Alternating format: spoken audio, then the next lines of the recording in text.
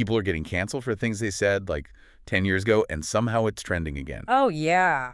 It's wild. I mean, you log online, and it genuinely feels like millions of people woke up and just chose outrage today. Absolutely. It's chaotic. It is loud, and honestly, it is getting weird, especially with celebrities. You know, For sure. we are watching this bizarre cycle where someone is like the internet's absolute favorite person on Tuesday, Right. and then by Thursday, there is this massive coordinated campaign to ruin their entire life. It definitely feels like a uniquely modern spectator sport, honestly. The sheer velocity of it is staggering. Yeah. But the mechanics driving that speed, they're actually deeply wired into our most ancient psychological software. Which is exactly why we are putting this entire phenomenon under a microscope for you today. Welcome to the deep dive. Glad to be here. We are looking beyond the screaming headlines to explore the actual human psychology behind cancel culture. Like, why do we join the mob? Right. Why is it so incredibly satisfying to watch someone else fall? Exactly. And what does it actually say about us? So we've pulled together a bunch of sources for this. We've got Wikipedia's historical timelines, some deep dive psychology textbooks, and even recent college op-eds from the journal Rewired and the Gettysburgian. And that BuzzFeed retrospective, too, right? Oh, yeah, the BuzzFeed list of unfairly canceled celebs. We are using all of it to figure out what is happening in our brains when the pitchforks come out. It's a lot to unpack. And, the historical context is really a great place to anchor this because the terminology itself is actually relatively new. Yeah, like when did we even start saying canceled? Well, according to the sources, the specific phrase cancel culture really exploded around 2018. Okay. It was heavily popularized by Black Twitter as a slang term for withdrawing support from someone. And then it rapidly became a cornerstone of the Me Too movement. Right. But the actual practice of ostracizing people, that is literally as old as humanity itself. So it's not just a Twitter thing. Not at all. If you look at traditional religious excommunication or the Hollywood blacklists of the 1950s, the underlying urge to banish someone from the tribe is just an ancient human reflex. I get that, but the modern version is just a total roller coaster. And the bar for banishment keeps shifting so fast. It really does. We see these rapid-fire, almost surreal cancellations. Look at Vanessa Hudgens. Oh, the Coachella thing? Yes. Early in the pandemic, she got completely raked over the coals for a, frankly, totally tone-deaf rant on Instagram about COVID. Yeah, that was a huge deal for like a week. Right. Or Doja Cat. Yeah. She survived massive internet outrage over past chat room scandals, and she wore a shirt with a controversial alt-right YouTuber on it. Right. And yet she just brushed it off and went right back on a massive arena tour. Yeah, we are looking at a really massive and often confusing spectrum of cancellation here. Spectrum's a good word for it. Because on one extreme, you have genuine accountability for actual horrific crimes. Right, like Harvey Weinstein.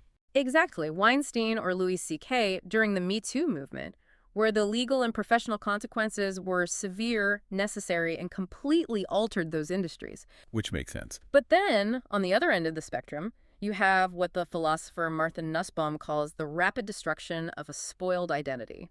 Ooh, a spoiled identity. I like that term. It's very fitting, isn't it? It is. Yeah. Because it implies the person isn't necessarily destroyed, Just their pristine narrative is ruined. Exactly. Because looking at that BuzzFeed retrospective in our sources, the sheer absurdity of some of these past cancellations is wild. Oh, it's mind-blowing. We are talking about a 13-year-old Rebecca Black getting literal death threats. A 13-year-old. Millions of adults decided to send violent messages to a child because she sang a silly, heavily auto-tuned song called Friday. Yeah, that was incredibly dark. Or Janet Jackson. She entirely took the fall and had her legendary career sidelined for a Super Bowl wardrobe malfunction. While Justin Timberlake walked away completely fine. Untouched. It makes no sense. Well, the Rebecca Black example perfectly highlights the bizarre paradox of this entire ecosystem. How so? We participate in these massive, supposedly righteous online campaigns, but cancellation rarely has the intended effect of permanently ending a career for those who already hold power or wealth. Oh, right. The college op-ed from the Gettysburgian points this out perfectly. Look at Maddie Healy from the 1975. Oh, yeah? Or the Doja Cat example you just mentioned. Despite massive public outcries over racist slurs or anti-Semitic views, things that technically should cancel a career, They are still touring. Still charting, still making millions. Exactly. The mechanism of cancellation is heavily utilized by the public, but its actual efficacy at removing someone's platform is, well, it's highly questionable. I'm going to push back on the whole concept of cancel culture even being real in those celebrity cases. Okay, let's hear it. Because if someone is still making millions of dollars on a global stadium tour, were they ever really canceled? That's a fair point. It feels like we need a totally different analogy here. It's less like a courtroom of public opinion and more like a chaotic internet stock market. A stock market. I like that. Yeah, and in this market, the currency isn't accountability at all. It's just public attention. And algorithms don't differentiate between positive and negative attention. Yes, how? They only measure engagement. So even negative attention keeps your stock price astronomically high. If a million people are quote tweeting you to say how awful you are, the algorithm just sees a million interactions. And it pushes your profile higher. Right. You aren't canceled. You're trending. Which leaves us with a fascinating, almost uncomfortable question. Hit me. If the digital economy of attention rewards outrage and cancellation doesn't consistently work to remove a problematic person's platform, Yeah. why do millions of people still participate in the mob? Oh, that is the question. Like, why do we feel that compulsive need to hit send on an angry post directed at a celebrity we will literally never meet? Here is where we really have to look in the mirror, I think. Yeah. Because the answer isn't about the celebrity at all, is it? No, not usually. To understand the mechanics of the mob, we actually have to look at the psychology of conformity. Okay, let's get into the psychology textbook stuff. Yeah. So back in the 1950s, a psychologist named Solomon Asch conducted these incredible conformity experiments. Right. He would put a single subject in a room with a group of actors, and the actors would all confidently give the blatantly wrong answer to a very simple visual question. Like incredibly simple, right? Yeah, something as basic as looking at two lines on a board and saying which one is longer. And the actors would pick the short one. Exactly. And Ash found that the actual subject would frequently override their own clear judgment and agree with the clearly wrong answer. Just to conform to the majority opinion. Yes. Simply because standing alone in a room, being the only one with a different reality, is viscerally terrifying. It is evolutionarily terrifying. Wow. Think about it. For early humans, being separated from the consensus of the tribe meant isolation. And isolation meant death. Precisely. So our brains are literally wired to agree with the group. Now take that primal fear of isolation and add the layer of Philip Zimbardo's Stanford prison experiment. Oh, that one is famously messy. It is. But Zimbardo showed how completely normal good people can commit incredibly cruel acts when placed in certain social roles, Right. particularly when they are given a uniform that strips away their individual identity. And on the internet, the keyboard is the ultimate uniform. Oh, that's a great way to put it. Yes, it creates total de-individuation. You're just an avatar. Exactly. When you are just an avatar in a sea of millions, you completely lose your sense of personal responsibility. Wow. So when that wave of outrage forms online, it's driven by group behavior and social validation. Participating in the outrage becomes a way of signaling to everyone else that you belong to the good group. You are aligning yourself with the safe majority. You're proving you aren't the outcast. But the absurdity of how that mob escalates is still completely wild to me. It really is. Like, look at the James Corden thing. Oh, right, the BTS joke. Yeah, he made a really lame throwaway joke on his late-night show about BTS fans, the army being 15-year-old girls. Which is just a tired joke. It was a bad, unoriginal joke. But in return, he received an avalanche of literal death threats. Death threats over a late-night monologue. Right. We went from, hey, that wasn't funny, to, well, whatever this is. It's completely disproportionate to the actual offense. It is entirely disproportionate to the offense, but psychologically speaking, the severity of the attack serves a crucial purpose for the people sending those messages. Like, really? How? It is driven by the fear of being next. Oh, wow. Yeah. By pointing the finger at James Corden as aggressively as possible, individuals are subconsciously protecting themselves from the gaze of the mob. So it's like a shield. Exactly. It's an act of intense self-preservation disguised as moral outrage. The logic is, if I am the one yelling the loudest, no one will look closely at my own flaws. Okay, so participating in an online cancellation is basically like making sure you're wearing the exact right brand of sneakers in high school. That is a perfect analogy. It's not really about the kid who wore the wrong shoes. Yeah. It's entirely about proving your own status and your identity to your peers. You're broadcasting. Yeah.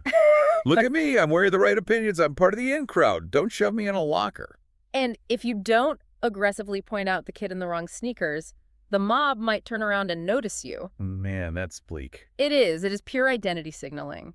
But there is actually a much darker psychological layer beneath that. Darker than death threats over a boy band joke. Sadly, yes. Because once someone joins this mob and starts participating in the pile-on, how do they internally justify the extreme cruelty they are hurling at another human being? Right, because most people believe they're good, empathetic individuals. Exactly. For that cognitive leap, we have to look at Melvin Lerner's just world hypothesis. Okay, break that down for me. Lerner proposed that humans desperately, fundamentally need to believe the world is orderly, safe, and predictable. Makes sense. We want to believe that people get what they deserve. Because if the world is just, then good things happen to good people and bad things only happen to bad people. All right. Which means as long as I am a good person, I am safe. Precisely.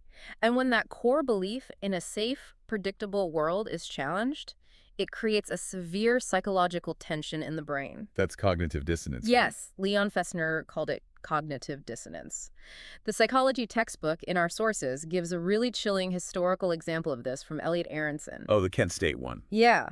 During the Kent State shootings in 1970, unarmed college students were shot and killed by the National Guard. Just horrific. It was. And for the local townspeople, this created horrific cognitive dissonance. They had to reconcile the fact that innocent kids could just be gunned down in their safe American society. Which is an unbearable thought. You can't just accept that. Right. So, to resolve that tension and restore their belief in a just world, the townspeople started spreading awful, completely false rumors about the slain students. That is insane. They claimed the students were filthy or violent or that they had syphilis. Because if the students were somehow secretly bad, then the tragedy makes sense. Exactly. The world is still fair. Wow. That is incredibly dark. It is dark, but it is a fundamental human defense mechanism to avoid the terror of randomness. Okay, so how does that connect to celebrities getting canceled? Well, take that mechanism and apply it to modern public figures. Let's look at the example from the high school op-ed about the country singer Morgan Wallen. Oh, right. He was caught on video casually using a racial slur. Yes. Now, for millions of fans who liked his music and thought he was a good guy, that video dropping created intense cognitive dissonance. Right. I like this guy, but he did a bad thing. Exactly. To resolve that tension, the internet mob doesn't just critique the specific action or the word used, they go nuclear. They have to entirely demonize the human being to restore their just world balance. Yes. Right? Because if he is just a complex human who made a massive, ignorant mistake, it's messy. Very messy. But if the internet decides he is a one-dimensional, cartoonish monster, then sending him death threats is entirely justified. You aren't being cruel. You are just fighting evil. That's exactly it. Sigmund Freud actually conceptualized this struggle. He viewed the human psyche as being divided. Id and superego, right? You got it. You have the id, which represents our primal desires and chaotic urges, and you have the superego, which enforces societal rules, morality, and righteousness. Okay. Cancel culture, in many ways, acts as a massive, disembodied, unchecked societal superego. A societal superego. That is fascinating. It is the modern manifestation of what the psychoanalyst Karen Horney called the tyranny of the shoulds. The tyranny of the shoulds. Yes. The internet mob becomes the ultimate ruthless enforcer of how every single person should behave at all times. Okay, I hear that, and the psychology makes perfect sense. But I have to push back here for a second. Go for it. Because isn't some of this societal enforcement actually a good thing? Well, it can be. Like, we talked about the Me Too movement earlier. And LeVar Burton was quoted in the Wikipedia source saying we shouldn't even call it cancel culture. He said we should call it consequence culture. Right. Isn't this just a modern cultural boycott that finally, for the first time in history, gives marginalized people a voice against powerful, wealthy figures who used to be completely untouchable? That is a vital perspective, absolutely. And media scholars like Eve Nang and Lisa Nakamura argue exactly that point. Okay. Nakamura calls it the ultimate expression of agency for people who otherwise have very limited structural power. Which makes total sense, because traditional justice systems often fail marginalized groups. Especially when going up against billionaires or massive corporations. So a decentralized social media-driven boycott can be a highly effective tool for shifting entrenched power dynamics and forcing accountability. It gives a megaphone to the voiceless. It forces consequences where there used to be none. It does. But the complexity and really the danger arises because this tool is incredibly blunt. Blunt, It yeah. doesn't have a volume dial, you know? It Yeah. is either completely off or it is dialed to absolute destruction. There is no nuance. None. And if cancel culture is essentially just a psychological mechanism we use to feel safe and enforce group norms, it makes sense that political movements and institutions would eventually figure out how to harness it. Oh, yeah. Which brings us to how this mob mentality gets weaponized. It does. And it is fascinating because when you look at the historical sources, you realize this isn't just a left-wing or a right-wing issue. It's a human software issue. Exactly. We see the exact same psychological mechanics being actively used by every single side of the political spectrum to enforce their own version of the just world. Yeah, the term cancel culture has actually undergone what linguists call semantic bleaching. Meaning it's lost its meaning. Right. It has been used so broadly and thrown around in so many different contexts that it has lost its original specific meaning. It's just a catch-all buzzword now for people being mad on the internet. Yeah. And historically, this mechanism of group shaming and economic blacklisting is not partisan in the slightest. No, not at all. Like, if you look at the sources we pulled, the right-wing examples are just as prominent, if not more so historically. Oh, definitely. You have McCarthyism in the 1950s, which was a massive coordinated campaign to purge the government and Hollywood of anyone even suspected of being a communist. Classic cancellation. Then you jump to the early 2000s with the Dixie Chicks getting their entire careers temporarily derailed by conservatives simply for opposing the Iraq War. Right. And just recently, you have the massive consumer boycott of Bud Light over their one-off partnership with transgender influencer Dylan Mulvaney. Or conservative voices actively pushing to fire people from their jobs over their comments regarding the assassination of Charlie Kirk. The patterns are identical. The mechanics of the outrage, the calls for job loss, Yeah. the identity signaling it is exactly the same. The mechanics are identical because human psychology is identical regardless of political affiliation. Yeah. Yet, the public discourse around it is incredibly warped. We see politicians across the entire spectrum, from Donald Trump to Barack Obama, frequently critiquing the culture of wokeness or warning against this totalitarian shaming environment. But no one agrees on what it is. Exactly. The polling data from Pew Research shows massive, widespread confusion among the general public over what the term cancel culture even means anymore. It's just a mess. Some respondents genuinely see it as necessary accountability, others view it as a terrifying form of censorship, and a large portion just see it as mean-spirited, unnecessary harm. This says way more about us than the celebrity or the target of the day, not gonna lie. Absolutely. It honestly seems like everybody absolutely hates cancel culture right up until they find someone they personally want to cancel. Yeah. Then suddenly it's not a mob, it's justice. That is the ultimate human hypocrisy. And it is entirely born of that desperate desire for social validation we talked about earlier. So it all comes back to that. It does. If we synthesize everything we've unpacked from these sources today, from the op-eds tracking Maddie Healy's tour dates to the deep psychological studies on cognitive dissonance, the deeper insight here is actually quite simple. What is it? Cancel culture reveals that humans are profoundly terrified of uncertainty, and we are absolutely desperate for social belonging. So this cycle of building people up just to tear them down, it isn't going anywhere, is it? It keeps happening because the internet provides an effortless, consequence-free environment to exercise an ancient evolutionary need, enforcing tribal norms. Right, we just do it online now. Exactly. We use celebrities, influencers, and sometimes just random people who went viral for the wrong reason as avatars to work out our own moral anxieties. When we participate in canceling a public figure, we are actually just soothing our own psychological tension. We are proving to our tribe that we know the rules, we follow the rules, and we are safe to keep around. Oh, man. That actually makes total sense. Right. It's wild to think about it that way, but it makes sense. We were just a bunch of scared tribal primates with smartphones trying to make sure we don't get kicked out of the cave. That is exactly what we are. Which brings me to a final thought for you to mull over as we wrap up this deep dive.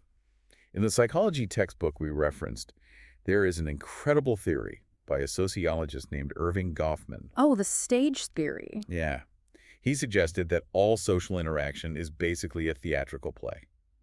Every single one of us has a front stage persona where we perform our best, most acceptable selves for the public. Right. And we have a backstage where we are our messy, flawed, private selves. Which everyone has. Exactly. For decades, celebrities were just actors on a very distant, very protected stage. Right. We only ever saw the performance. But social media gave the audience, meaning all of us, a collective megaphone and a direct line to the actors. So what happens when the audience realizes they suddenly have way more power than the actors on the stage? That's a scary thought. Are we moving toward a future where the very concept of a public figure is entirely canceled? Because if the psychological cost of slipping up, of accidentally letting your backstage show, means facing the absolute unyielding wrath of millions of people, who in their right mind is going to want to step on that That's a stage? question. Human behavior isn't clean, it isn't binary, it is incredibly murky, and right now, we're using a sledgehammer to try and fix it.